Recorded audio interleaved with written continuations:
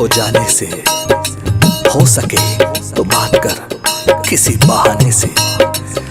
तू लाख खफा हो सही लेकिन इतना तो देख, कोई जीते जी मर रहा है तुमसे दूर जाने से।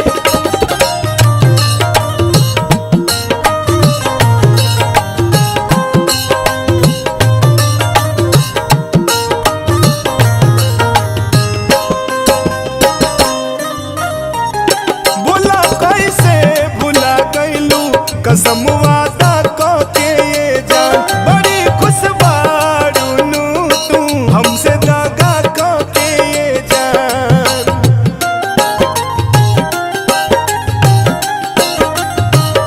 बोला कैसे भुला गईलू कसम वादा को के ये जान, बड़ी खुश बाड़ू तू हमसे दागा को के ये जान। तू ही रहलू अखिया के हमरा तारा, अभी तो के याद को के जान, रो देला दिलवा बेचारा। हाँ, अभी तो के याद को के जान, रो देला दिलवा बेचारा। बहुत गहरी थी रात लेकिन हम सोए नहीं, दर्द भी बहुत था दिल में लेकिन हम रोए नहीं।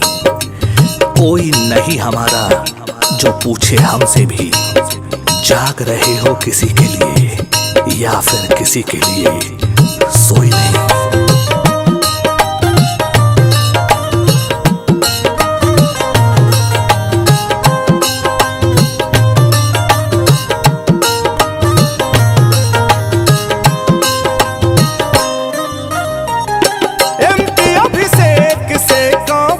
रहे कसूर भइल हो पवित्र प्यार के हमरा, तू तो दिहलू मैल हो।